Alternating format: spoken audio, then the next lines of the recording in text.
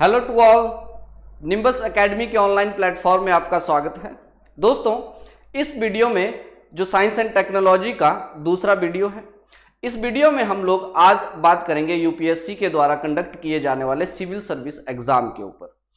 जानने की कोशिश, जैसा हमने लास्ट वीडियो में हिमाचल प्रदेश एडमिनिस्ट्रेटिव सर्विस के लिए एक ट्रेंड को समझा और ये समझा कि कुछ एक ईयर्स में किस तरह के क्वेश्चन जो है साइंस से आपके पूछे जा रहे हैं, कितने नंबर ऑफ क्वेश्चन जो है वो पूछे जा रहे हैं, वैसा ही इस पर्टिकुलर वीडियो में भी हम लोग आज देखेंगे। ठीक है जी, तो बिना किसी देरी के वीडियो को स्टार्ट करते हैं माय डियर। तो सबसे पहले अगर इस पर्टिकुलर सेक्शन से हम प्रीवियस ईयर ट्रेंड को समझें, क्योंकि वहीं से हम लोगों को पता चलेगा कि इस पर्टिकुलर एग्जाम के लिए यूपीएससी जो है वो इस सेक्शन से हम लोगों से कितने क्वेश्चन जो है वो पूछ रहा है। ठीक है जी, तो प्रीवियस ईयर के ट्रेंड की अगर हम बात करें तो आप देख रहे हैं ये 18 से लेके 22 के बीच का ये ट्रेंड है। इस दौरान यूपीएससी ने साइंस एंड टेक से my dear on an average आप अगर बोलें तो 8 से लेके 15 क्वेश्चन जो है वो पूछे हुए हैं।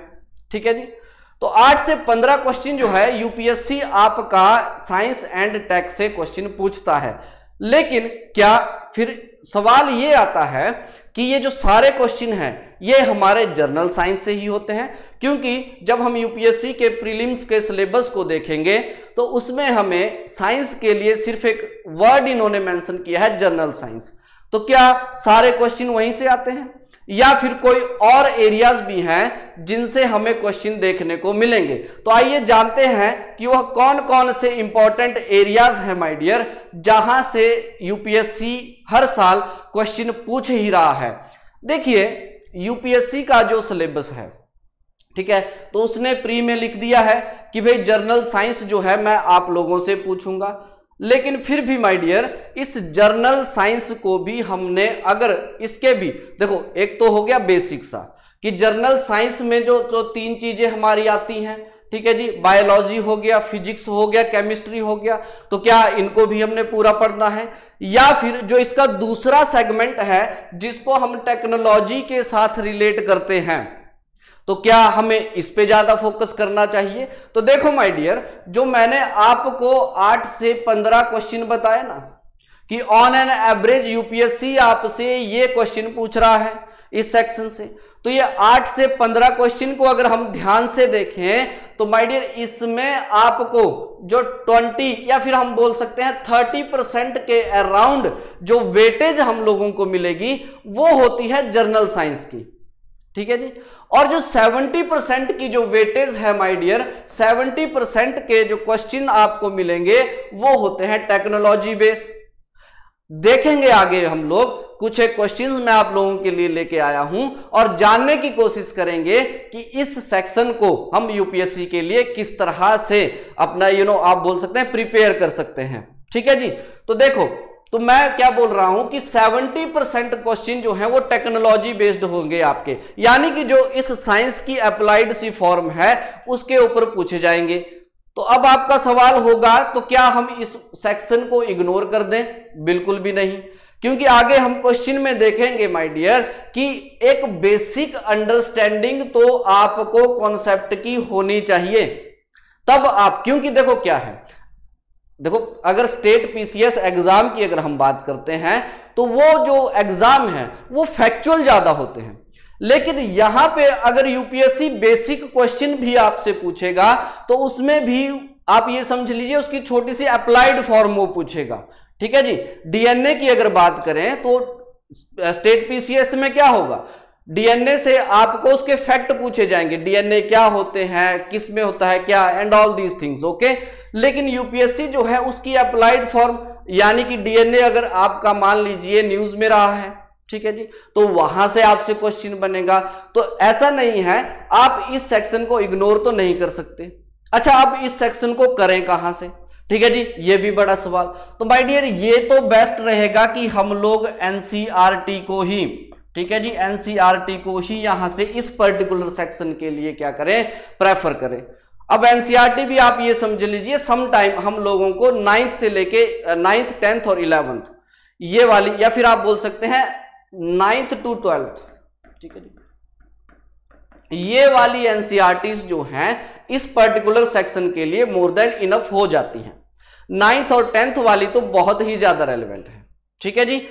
अब अगर बात करें हम इस दूसरे एरिया की, टेक्नोलॉजी वाले एरिया की, तो देखिए यूपीएससी जो है आप लोगों से इस सेक्शन से यहां पे कहां से क्वेश्चन वैसे आ रहे हैं, आइए देख लेते हैं। देखो इस टेक्नोलॉजी में हम लोगों को कुछ एक सेगमेंट देखने को मिलेंगे, जैसे आपके सामने यहां पे है। ठीक है जी, आप देख पा रहे होंगे माय डियर कि यहां पे बायोटेक्नोलॉजी के ऊपर क्वेश्चन पूछ रहा है। ठीक है जी, ये प्रीवियस ईयर के ट्रेंड को देख के जो है मैंने कुछ एक पर्टिकुलर टॉपिक आप लोगों के सामने रखे हैं, तो इसलिए ये सेगमेंट तो इंपॉर्टेंट हो जाते हैं यूपीएससी के लिए। मैंने आपको वेटेज बता दी कि 70% वेटेज तो इसी की रहने वाली है। अब ये वाला स्पेस कहां से करना है वैसे, ठीक है जी, सोर्स क्या है, तो ऑब्वियस सी बात है हिंदू हो गया, ठीक है जी, फिर आपका इंडियन एक्सप्रेस हो गया, उसमें जो साइंस वाले सेक्शन होते हैं, या फिर जो आपकी आप बोल सकते हैं कि एक नई जो भी इस टेक्नोलॉजी के रिलेटेड, ठीक है जी, कोई न्यूज चल रही है, ठीक है जी, वहां से जो है यूपीएससी आपसे क्वेश्चन पूछता है। आइए देखते हैं। तो सबसे पहला सेगमेंट हो गया बायोटेक्नोलॉजी। ठीक है जी, कि इसमें क्या क्या चला हुआ है, ठीक है जी, साइंटिस्ट ने कोई पर्टिकुलर खोज की है, ठीक है जी, उसके बारे में पूछ लेगा। और ऊपर से देखिए यूपीएससी कुछ चीजें डिमांड करता है, हम क्वेश्चन में देखेंगे, मैं बताऊंगा आप लोगों को कि वो चाह क्या रहा है आप लोगों से। दूसरी अगर हम बात करें तो नैनो टेक्नोलॉजी हो गया माय डियर, कि ऑब्वियस सी बात है कुछ सालों से आप देख रहे हैं कि ये जो नैनो टेक्नोलॉजी है इस पे बहुत ज्यादा रिसर्च हो रहा है। तो इस नैनो टेक्नोलॉजी क्या है, ठीक है जी, इसका कहां हम यूज कर सकते हैं, कैसे कैसे यूज कर सकते हैं, वो सारी चीजें, यानी कि बोल सकते हैं कि नैनो टेक्नोलॉजी किस तरह से हमारी लाइफ को इफेक्ट करेगी, पॉजिटिवली भी और नेगेटिवली भी। ठीक है जी, तो ये सारी चीजें हमें पता होनी चाहिए। स्पेस टेक्नोलॉजी से क्वेश्चन पूछे जा रहे हैं माय डियर। ठीक है जी, तो स्पेस टेक्नोलॉजी में स्पेस रिसर्च के ऊपर क्वेश्चन आते हैं। ठीक है जी, तो रिसेंटली जैसे आप बोल सकते हैं कि कौन से पर्टिकुलर कंट्री ने कौन सा सैटेलाइट लॉन्च किया है, क्या खासियत है उस सैटेलाइट की, ठीक है, क्या वो आप बोल सकते, इस तरह के जो आप बोल सकते हैं पॉइंट्स जो हैं वो आपसे इस सेक्शन से पूछे जाते हैं। ठीक है जी, उसकी रेलेवेंस क्या है, एग्रीकल्चर में क्या रेलेवेंस है, ठीक है जी, टेक्नोलॉजी में क्या रेलेवेंस है, वो सारी चीजें आपसे डिमांड करता है जी यूपीएससी। ठीक है जी, उसके बाद आप देखेंगे तो information and communication technology, information technology भी आ गया, ठीक है जी, कम्युनिकेशन टेक्नोलॉजी भी आ गया। ठीक है, 5G की बात हो रही है आजकल, ठीक है जी, तो न्यूज में चला हुआ है, तो वो कंपेयर कर देगा 4G के साथ।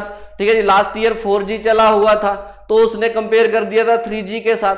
तो जो ये टेक्नोलॉजी एडवांसमेंट हो रहा है, ठीक है जी, वो भी आप लोगों, यानी कि टेक्नोलॉजी में, इस इंफॉर्मेशन और कम्युनिकेशन टेक्नोलॉजी में क्या चला हुआ है, ठीक है, वो सारी चीजें जो है यूपीएससी आपसे डिमांड करता है। उसके बाद एनर्जी टेक्नोलॉजी हो गया, रोबोटिक्स हो गया माय डियर, ठीक है जी, ड्रोन्स के ऊपर क्वेश्चन पूछा जा चुका है माय डियर। ठीक है, इस तरह की चीजें, इलेक्ट्रिक कार्स हो गई आपकी, स्मार्ट कार्स हो गई आपकी, समझ रहे हैं मेरी बात। तो इस तरह के सेक्शन जो है वो आपसे पूछे जाते हैं। और एक और सेक्शन जो है वो यूपीएससी पूछ रहा है, इंटेलेक्चुअल प्रॉपर्टी राइट्स के ऊपर भी कुछ एक क्वेश्चन आजकल आ रहे हैं भाई।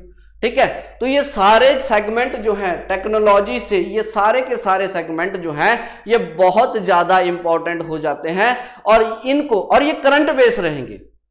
देखो जो बेस है आपका, जो फाउंडेशन है वो आपकी यहां से बन जाएगी, ठीक है, और जो करंट रहेगा वो आप यहां से जो है उस चीज को करना है। समझ गए मेरी बात। चलिए तो बढ़ते हैं आगे। तो इन की एरियाज को देखने के बाद अब मैं आपको बताता हूं कि प्रीवियस ईयर्स में यूपीएससी ने इस साइंस एंड टेक्नोलॉजी से किस तरह के क्वेश्चन जो है आप लोगों से पूछे हैं। तो आइए चलते हैं। देखिए माय डियर, अगर आप इस क्वेश्चन को ध्यान से देखेंगे, ठीक है जी, तो ये भी आपका कहीं ना कहीं टेक्नोलॉजी से रिलेटेड ही है क्वेश्चन पे। क्वेश्चन बोलता है कंसीडर द फॉलोइंग, 4 स्टेटमेंट्स दी हुई हैं, ठीक है जी। पहली है आरोग्य सेतु, दूसरी आपकी कोविन हो गई, तीसरी डिजिलॉकर और फोर्थ वन है दीक्षा पोर्टल। ठीक है जी, ये 4 आप लोगों के पास जो है एक तरह से एप्लीकेशंस दी हुई हैं, और पूछ रहा है कि इन चारों में से, ठीक है जी, ओपन सोर्स डिजिटल प्लेटफॉर्म के लिए हम लोगों ने किसको रखा हुआ है। ठीक है, क्वेश्चन पूछा है आपसे।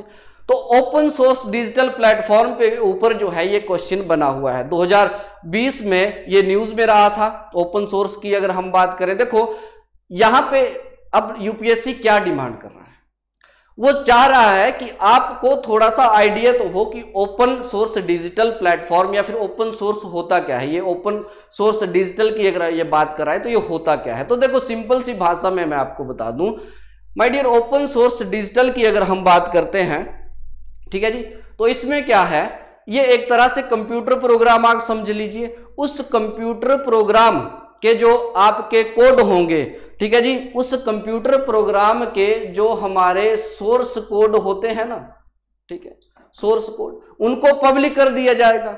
ठीक है जी, पब्लिक कर दिया जाएगा ताकि उनका यूज और उनका मॉडिफिकेशन हो सके।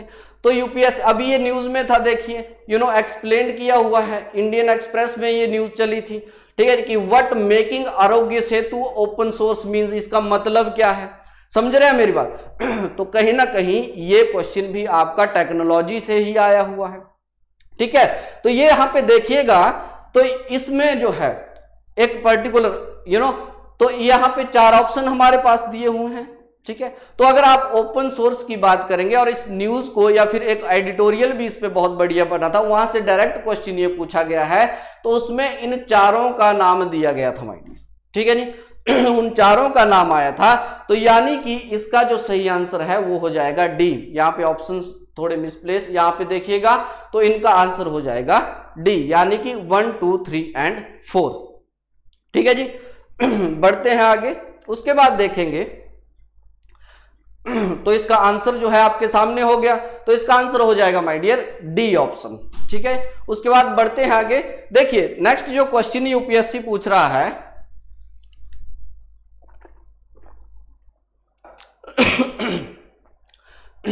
देखिए 4 स्टेटमेंट्स आपके पास दी हुई हैं।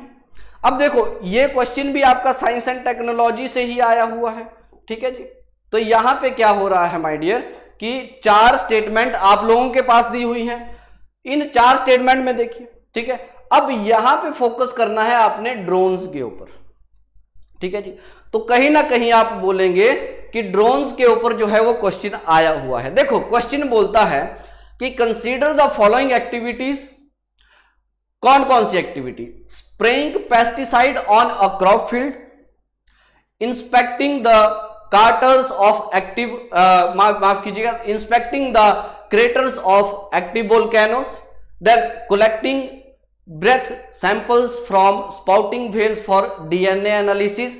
ठीक है जी, ये 3 स्टेटमेंट इन्होंने दिए। देखो इन स्टेटमेंट्स को पहले समझते। ये बोलता है कि ये जो ड्रोन्स होते हैं ना, ये जो ड्रोन्स होते हैं, क्या इन ड्रोन्स को, देखो जो हमारी आज का लेवल ऑफ टेक्नोलॉजी है, इसने पूछा at present the level of technology जो हमारा है, ठीक है जी, तो क्या इस लेवल ऑफ टेक्नोलॉजी से ये तीनों के तीनों पॉसिबल है।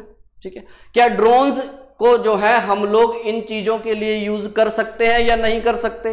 तो देखिएगा पहला पूछता है कि क्रॉप फील्ड में आपने स्प्रे करना है। देखो पहले तो सीधी सी बात समझिए, ड्रोन्स जो है माय डियर, ये आप ऐसे कामों के लिए डिजाइन करेंगे जो कहीं ना कहीं टफ हो, ठीक है जी, या डेंजरस हो। तो डेंजरस काम के लिए हम ड्रोन्स को यूज कर सकते हैं, और इन 3 कामों को ही देख लीजिए। तो spraying the pesticide on a crop field my dear, ठीक है जी, तो जर्नल से यहां पे देखो यूपीएससी क्या बोल रहा है, यूपीएससी आपसे सीधा सीधा डिमांड कर रहा है कि ड्रोन्स का यूज क्या है। ठीक है, सिंपल सी भाषा में।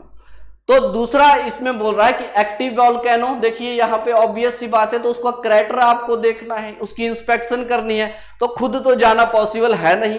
ठीक है, तो यहां पे क्या हो जाएगा, तो ड्रोन को यूज कर सकते हैं, तो ऑब्वियसली कर सकते हैं। और तीसरा स्पाउटिंग व्हेल्स का डीएनए एनालिसिस, ठीक है, जब वो पानी की फुहार लगाती है, तो अब तो ऐसा है नहीं कि भेल जो है वो मुंह खोलेगी तो फिर उसके बाद जो है कोई पर्सन जो है वहां जाके वो सैंपल कलेक्ट कर सके, तो उसके लिए हम ड्रोन्स यूज कर सकते हैं। ठीक है, तो यूज ऑफ ड्रोन आपसे पूछा गया है, तो ऑब्वियस सी बात है ये तीनों के तीनों काम जो हैं वो ड्रोन्स की मदद से किए जा सकते हैं। ठीक है, तो यहां पे अगर आप राइट आंसर देखेंगे माय डियर, तो आपके सामने यहां पे राइट आंसर हो जाएगा डी, यानी कि 1, 2 एंड 3, ये तीनों ही स्टेटमेंट सही हैं।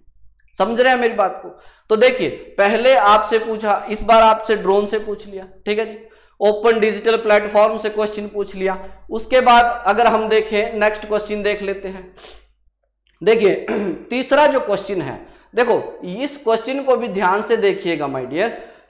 तीसरा क्वेश्चन बोलता है नैनो ट्यूब्स के ऊपर, ठीक है जी, कार्बन नैनो ट्यूब्स की बात कर रहा है। ये आपके सामने छोटी सी इमेज है, कार्बन नैनो ट्यूब्स के बारे में ये बात कर रहा है और बोल रहा है कि कौन सी स्टेटमेंट इसमें सही है, करेक्ट स्टेटमेंट जो है वो हमने निकालनी है। पहली स्टेटमेंट बोलता है they can be used as a carriers of drugs and antigens in the human body, क्या इनको ऐसे यूज किया जा सकता है। दूसरा बोलता है they can be made into artificial blood capillaries for an injured part of the human body, क्या इनको as a artificial blood capillary use किया जा सकता है। और तीसरा बोलता है they can be used in a biochemical sensor, क्या इनको बायोकेमिकल सेंसर्स में यूज किया जा सकता है। और फोर्थ बोलता है कि कार्बन नैनो ट्यूब्स जो होती हैं ये आपकी बायोडिग्रेडेबल होती है माय डियर। तो ये चार स्टेटमेंट दी है और आपसे पूछता है कि कौन सी स्टेटमेंट यहां पे सही रहेगी, ठीक है। तो अगर आप इन चारों स्टेटमेंटों को ध्यान से देखें, इन चार स्टेटमेंट्स को अगर आप लोग ध्यान से देखेंगे तो ऑब्वियस सी बात है, देखो यार नैनो ट्यूब्स जो हैं, ठीक है जी, तो इनको हम लोग ऑब्वियस सी बात है carrier of drug and antigens in the human body, obviously ये बिल्कुल सही बात है, हम इनको यूज कर सकते हैं ऐसे। दूसरी बिल्कुल आर्टिफिशियल ब्लड कैपिलरीज, यहां पे ये चाह रहा है कि आप नैनो ट्यूब्स जो हैं इनका आपको हल्का सा आइडिया हो, ये आपकी डिमांड है, ये यूपीएससी की डिमांड है आपसे, ठीक है जी। तो तीसरी ऑब्वियसली बायोकेमिकल सेंसर्स के लिए भी यूज किया जा सकता है और बायोडिग्रेडेबल तो इसकी सबसे बड़ी आप बोल सकते हैं एक तरह से खासियत है भाई, नैनो ट्यूब्स की एक तरह से बड़ी खासियत है कि ये बायोडिग्रेडेबल होती है। तो यहां पे भी आप देखेंगे तो यहां भी आपकी चार की चार स्टेटमेंट्स जो है वो बिल्कुल सही हैं और यहां पे राइट आंसर हो जाता है जी आपका आंसर डी, ठीक है जी, 1 2 3 एंड 4, ठीक है। बढ़े आगे, तो यहां पे देखिए नैनो ट्यूब्स पे उसने बात की, पहले ड्रोन्स के ऊपर बात, यानी कि टेक्नोलॉजी के ऊपर जो है वो हम लोगों से क्वेश्चन पूछने की कोशिश कर रहा है, ठीक है। चलो बढ़ते हैं आगे। अब देखो, अब ऐसा भी नहीं है कि यूपीएससी हमेशा से ही इस टेक्नोलॉजी वाले सेक्शन को जो है वो फोकस करता था, नहीं, क्योंकि जब आप 2011, 12, 13, 14 इस तरह के अगर आप ईयर्स को देखेंगे, यानी कि 2011 से लेके 14 के बीच के अगर सालों को देखेंगे तो उसमें जो साइंस वाला पोर्शन है, ठीक है, जो जर्नल साइंस वाला पोर्शन हमने देखा उसकी एक बहुत बड़ी वेटेज रहती थी, ठीक है जी। उसी सेक्शन से जो है हम लोगों को 11 से 12 क्वेश्चन देखने को मिलते थे। अब जो है एक शिफ्ट जो है आपको देखने को मिलेगा, तो इसलिए हम इस चीज को प्रिडिक्ट नहीं कर सकते कि यूपीएससी आने वाले साल में इस जर्नल साइंस से क्वेश्चन पूछेगा या नहीं पूछेगा, या इस टेक्नोलॉजी वाले सेक्शन से ज्यादा क्वेश्चन पूछेगा या कम क्वेश्चन पूछेगा, ठीक है जी। इस चीज को प्रिडिक्ट करना इम्पॉसिबल है, मुश्किल है, ठीक है। तो इसलिए मैं बोल रहा हूं कि आपको दोनों सेक्शन को देख के चलना पड़ेगा। जैसे कि इस क्वेश्चन को देखिए, ये आपके सामने एक क्वेश्चन दिया हुआ है, यूपीएससी में आया हुआ क्वेश्चन है कि a married couple adopted a male child. भाई एक मैरिड कपल है, ठीक है जी, उसने एक बच्चे को जो है एडॉप्ट किया, गॉट माय पॉइंट। लेकिन कुछ सालों बाद आप देखते हैं कि उन दोनों के जो है ट्विंस पैदा हो जाते हैं, ठीक है जी, ट्विन बॉयज जो है वो पैदा हो जाते हैं उस कपल के, ठीक है जी। फिर बोलता है कि जो ब्लड ग्रुप है माय डियर इस कपल का जो ब्लड ग्रुप है तो वो आपका एक का AB पॉजिटिव है, ठीक है, और दूसरे का जो है वो O नेगेटिव है, यानी कि एक का ब्लड ग्रुप आप बोल सकते हैं AB पॉजिटिव है और दूसरे का O नेगेटिव है, ठीक है। फिर बोलता है the blood group of the 3 sons, अब 3 बच्चे हैं, ऑब्वियसली एक को अडॉप्ट किया था और ट्विन इनके हुए थे, 3 बच्चे हैं। तो बोलता है कि तीनों के अगर ब्लड ग्रुप को देखें तो एक का हो गया A पॉजिटिव, B पॉजिटिव और O पॉजिटिव, ठीक है। तो पूछ रहा है, क्वेश्चन है कि the blood group of the adopted son, जो एडॉप्टेड सन है उसका ब्लड ग्रुप क्या है वो बताना है। देखिए स्टेटमेंट बेसिक बहुत बड़ी है, क्वेश्चन बहुत ही सिंपल जो है यूपीएससी ने ये पूछा था। कैसे करना है, ध्यान से देखिए, ऑब्वियस ही बात, मैं आंसर बता देता हूं इसका आपको। इसका आंसर जो है माय डियर वो होने वाला है ए, यानी कि ए जो है इसका राइट आंसर रहेगा। ठीक है, यहां पे ए जो है यानी कि ओ पॉजिटिव जो है उस एडॉप्टेड सन का, जो एडॉप्टेड सन है उसका ब्लड ग्रुप रहेगा माय डियर ओ पॉजिटिव। अब फिलहाल के लिए इस पॉजिटिव और नेगेटिव की कहानी को थोड़ा सा साइड में रखते हैं। ठीक है जी, और एक चार्ट देखते हैं, इस चार्ट को ध्यान से समझिएगा। ठीक है जी, तो आंसर हो गया ए यानी कि ओ पॉजिटिव। तो इस चार्ट को थोड़ा सा हम लोग ध्यान से देखेंगे माय डियर। तो इस चार्ट से देखो, यहां पे एक चार्ट हम लोगों के पास है, इस चार्ट को समझिएगा। ओ पॉजिटिव क्यों आया इस चीज को समझिएगा। ठीक है जी, देखिए अब इट डजंट मैटर कि पिता का ब्लड ग्रुप ए बी है, माता का ओ है, या फिर माता का ए बी है, या फिर पिता का ओ है, इट डजंट मैटर माइंड। ये चार्ट अगर आपको पता है ठीक है जी, तो वो क्वेश्चन आपके लिए आसान है। ये बोलता है, मान लीजिए यहां पे देखो फादर का ब्लड जो है वो ए बी है, ठीक है जी, और माता का ब्लड ग्रुप जो है वो यहां पे ओ है। तो यानी कि तो क्या होगा, ओ और ए बी ये मिलके बनाएंगे ए और बी, यानी कि जो उनके बच्चे हैं उनका जो ब्लड ग्रुप रहेगा वो या तो ए होगा या तो बी होगा। दूसरा भी देख लीजिए, अगर मान लो माता का ब्लड ग्रुप ए बी है और पिताजी का ब्लड ग्रुप जो है वो ओ है, तब भी आप इसको मैच करेंगे तो ऑब्वियसली ए और बी ही आएगा। यानी कि क्वेश्चन ने डिमांड की थी कि उनके एडॉप्टेड सन का ब्लड ग्रुप क्या है। तो तीन ऑप्शन उसने दिए थे, एक था आपके पास ए, एक था बी और तीसरा था हमारे पास ओ। तो ऑब्वियस सी बात है, इस ब्लड ग्रुप को देखने के बाद हमें यह पता चलेगा कि जो बायोलॉजिकल सन होंगे, जो बायोलॉजिकल बच्चे होंगे, उनका ब्लड ग्रुप या तो ए होगा या तो बी होगा, जो दोनों का दिया था। तो यानी कि एडॉप्टेड सन जो है वो हो जाएगा माय डियर आपका ओ पॉजिटिव। ठीक है जी, तो पॉजिटिव नेगेटिव जो है यहाँ पे आपके ये मैंने थोड़े से इग्नोर किए। ठीक है जी, हमने सीधा कॉन्सेप्ट समझा कि कैसे ये हुआ। तो ये आपका रिप्रोडक्शन से एक तरह से क्वेश्चन पूछा गया था, तो बेसिक कॉन्सेप्ट से क्वेश्चन आया था लेकिन अप्लाइड फॉर्म में आया था, बोलने का ये मतलब है। तो यही फर्क है आपका यूपीएससी और पीसीएस एग्जाम के अंदर, वहां पे आपसे फैक्ट पूछेगा, यहां आपसे थोड़ी सी अप्लाइड फॉर्म। जैसे कि नेक्स्ट क्वेश्चन की अगर हम बात करें, नेक्स्ट क्वेश्चन में बोलता है, देखो ऑब्वियस ये भी देखो, ये थोड़ा सा आप बोल सकते हैं टेक्नोलॉजी के ऊपर बेस्ड क्वेश्चन है, लेकिन फिर भी हम लोगों को पता होना चाहिए। क्वेश्चन है, at present the scientist can determine the arrangement और रिलेटिव पोजीशन ऑफ जीन्स और डीएनए सीक्वेंसेस। सिंपल सी भाषा में पूछ रहा है डीएनए सीक्वेंसेस के बारे में, biotechnology a chromosome, how does this knowledge benefit अस।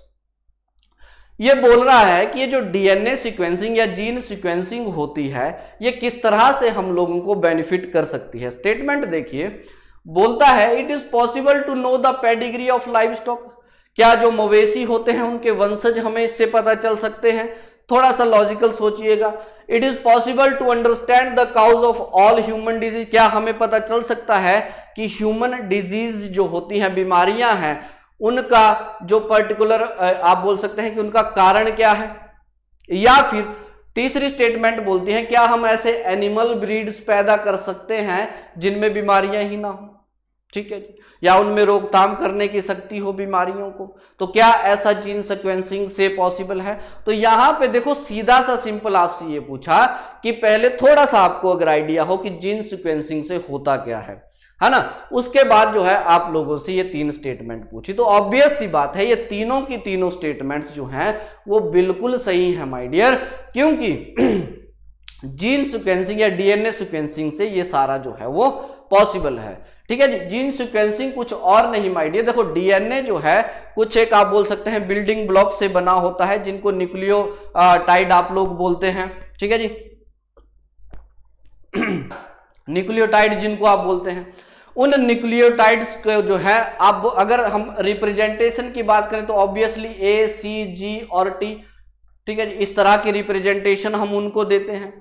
तो इन्हीं के ऑर्डर को समझने के की जो प्रोसेस होती है उसको बोलते हैं जीन सीक्वेंसिंग या डीएनए सीक्वेंसिंग। इससे साइंटिस्ट को पता ये चलता है कि डीएनए के अंदर जो इंफॉर्मेशन होगी उसको सीखने में साइंटिस्ट को जो है वो हेल्प मिलती है। माइंड समझ रहे हैं मेरी बात? तो सीधा सा क्वेश्चन था कि डीएनए सीक्वेंसिंग के ऊपर। तो तीनों के या तीनों ऑप्शन जो है ये बिल्कुल आपके सही हैं। तो आंसर जो है यहां पे हो जाएगा माय डियर डी। उसके बाद देखिए, देखो सिंपल सा बायोलॉजी का अगर जनरल साइंस से क्वेश्चन आया यूपीएससी में तो बायोलॉजी का जो वेटेज है वो फिर से हाई रहेगा यहाँ पे भी। जैसा हम लोगों ने लास्ट वीडियो में देखा था कि जो Himachal Pradesh administrative service exam है उसमें भी बायोलॉजी की वेटेज ज्यादा है, वैसा ही अगर तो यूपीएससी ने जनरल साइंस से क्वेश्चन पूछा तो वहां भी आपको देखने को मिलेगा कि जो बायोलॉजी है उसका रेलेवेंस ज्यादा है। क्वेश्चन है कि मान लो किसी पर्टिकुलर पर्सन ने टैटू करवाया, ठीक है जी, तो टैटू करवाने से ये पूछ रहा है कि वह कौन सी डिजीज है माय डियर जो ट्रांसमिट हो सकती हैं, जो फैल सकती हैं या फिर एक्सचेंज हो सकती हैं टैटू कराने से। ठीक है तीन ऑप्शन है, तीन ऑप्शन में आप देखिएगा, पहला चिकनगुनिया, हेपेटाइटिस बी और HIV एड्स।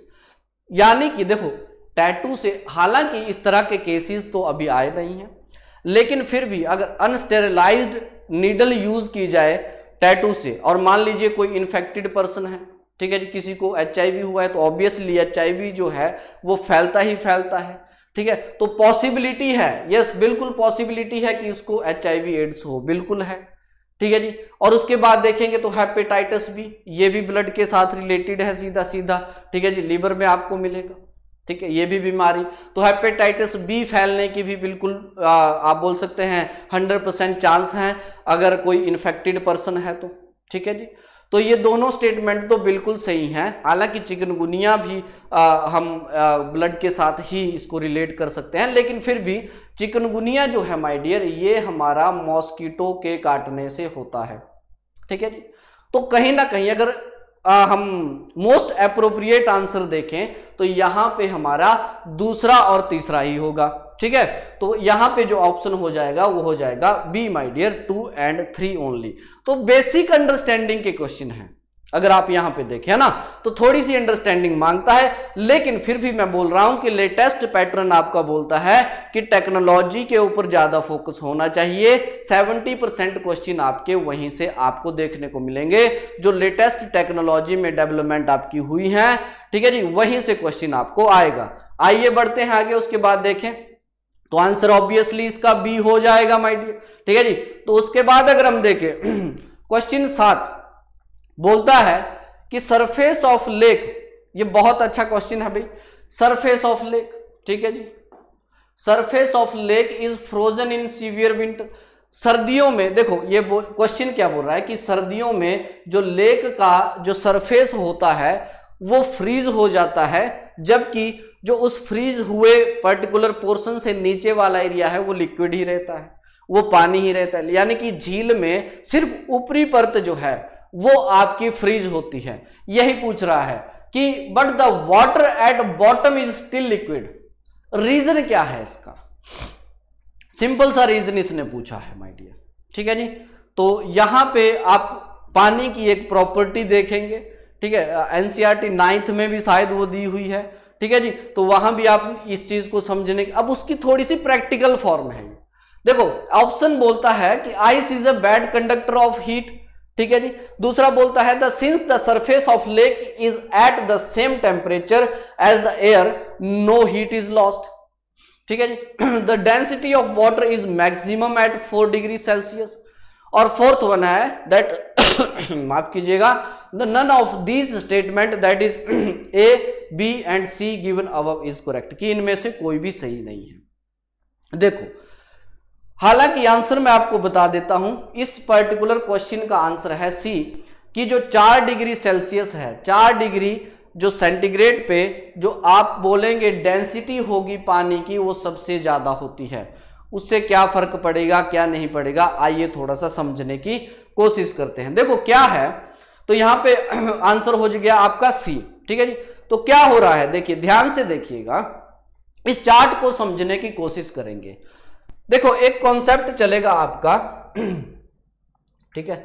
देखो क्या होता है माय डियर, ये अगर आप टेम्परेचर और वॉल्यूम चार्ट को अगर ध्यान से देखें, ठीक है जी, तो ये बोल रहा है माय डियर, देखो जैसे जैसे टेम्परेचर डिक्रीज होता है, ठीक है जी, तो जैसे जैसे आपका टेम्परेचर डिक्रीज होगा, नॉर्मली रूम टेम्परेचर से जब आपका टेम्परेचर डिक्रीज होगा तो वॉल्यूम क्या होगा, वो भी डिक्रीज होगा। ये अगर वॉल्यूम को आप देखेंगे, लेकिन एक पॉइंट ऐसा आता है माय डियर, 4 डिग्री सेल्सियस पे पॉइंट एक ऐसा आता है कि जब जिसके बाद अगर टेम्परेचर जो है वो माइनस, यानी कि आप बोल सकते हैं टेम्परेचर जो है 0 डिग्री की तरफ मूव करेगा तो इसका वॉल्यूम जो है वो बढ़ना स्टार्ट हो जाता है। देखो जब टेम्परेचर कम हो रहा है 4 डिग्री तक तो वॉल्यूम कम हो रहा है, वॉल्यूम कम हो रहा है यानी कि डेंसिटी बढ़ रही है, ठीक है जी। तो बढ़ते बढ़ते 4 डिग्री के ऊपर एक ऐसा पॉइंट आ जाएगा, 4 डिग्री सेल्सियस के ऊपर एक ऐसा पॉइंट आ जाएगा जब पानी की डेंसिटी बहुत ज्यादा होगी, मैक्सिमम डेंसिटी होगी। क्योंकि उसके बाद आप देखेंगे कि 4 डिग्री से जब आप 0 की तरफ मूव करेंगे तो क्या होगा, तो इस पर्टिकुलर ये जो पानी है इसकी वॉल्यूम जो है वो बढ़ना स्टार्ट हो जाती है, ठीक है जी। अब वॉल्यूम बढ़ेगा, ठीक है जी, अगर मान लीजिए वॉल्यूम बढ़ेगा तो ऑब्वियस सी बात है क्या होगा, मास अपॉन वॉल्यूम, ठीक है जी। तो अगर वॉल्यूम बढ़ेगा माय डियर तो डेंसिटी क्या होगी, कम होगी, ठीक है जी। तो डेंसिटी जो है वो यहां पे क्या होगी, कम होगी। तो बोल सकते हैं कि मैक्सिमम जो है वो 4 डिग्री के ऊपर होती है। अब इसके बाद क्या होगा, डेंसिटी जो है जब कम होने लगेगी, टेम्परेचर जब कम होने लगेगा, 4 डिग्री से कम होने लगेगा तो डेंसिटी भी कम होने लगेगी। ये आपका डेंसिटी टेम्परेचर जो आपको ग्राफ मिलेगा, चार्ट मिलता है, ठीक है जी। तो 4 डिग्री के ऊपर मैक्सिमम डेंसिटी ये बताता है, ठीक है, ऑप्शन वही सही है। क्योंकि उसके बाद जब आप देखेंगे तो डेंसिटी जो है पानी की, ठीक है, वो फिर से कम होना स्टार्ट हो जाएगी और वॉल्यूम बढ़ने लगेगा। वॉल्यूम बढ़ेगा, डेंसिटी कम होगी तो जो परत है, जो आपका पानी है माय डियर, फ्रीज होने के साथ साथ जो है वो फ्लोट करना स्टार्ट कर जाता है, ठीक है जी। और जैसे ही ये 0 डिग्री पे पहुंचेगा तो क्या होगा, वो पूरी परत जो है, वो पूरी लेयर जो है वो आपकी जम जाएगी। तो इसीलिए आप देख पाएंगे कि जो सरफेस होता है लेक का वो आपको फ्रीज फॉर्म में मिलेगा, जबकि जो बॉटम में पानी होगा वो आपको लिक्विड फॉर्म में मिलेगा। समझ रहे हैं? तो बेसिक सा कॉन्सेप्ट पूछा है यूपीएससी ने यहां से, ठीक। चलिए बढ़ते हैं आगे। उसके बाद देख लेते हैं, क्वेश्चन पूछ रहा है, डिमांड कर रहा है क्वेश्चन कि आपने ये बताना है कि कोल्ड चैम्बर, ठीक है जी, अगर आप फ्रूट को स्टोर करते हैं कोल्ड चैम्बर में, ठीक है जी, तो उसकी लॉन्गर स्टोरेज लाइफ हो जाती है। ऐसा क्यों होता है, ठीक है। ऑप्शंस दिए हैं, पहला तो ये कि exposure to sunlight is prevented, concentration dioxide जो है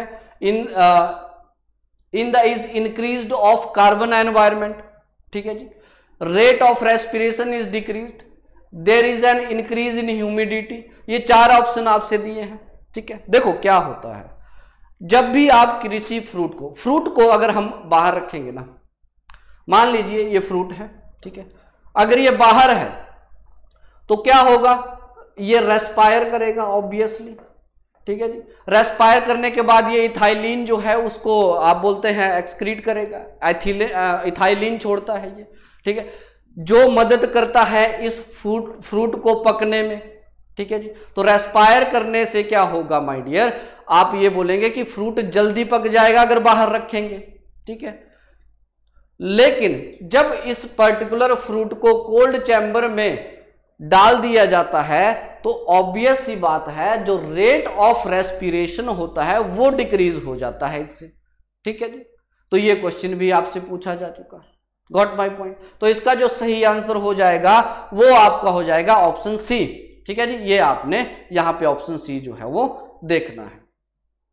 फिर उसके बाद क्वेश्चन पूछा रेनबो के ऊपर, ठीक है जी, कि रेनबो जब बनता है तो उसमें कौन कौन से पर्टिकुलर फिनोमिना है, रेनबो बनता है, तो कौन कौन से फिजिकल फिनोमिनास जो हैं वो देखने को मिलेंगे। ये पुराना क्वेश्चन है 2000 माफ कीजिएगा 2014 का ये क्वेश्चन है भी, ठीक है जी।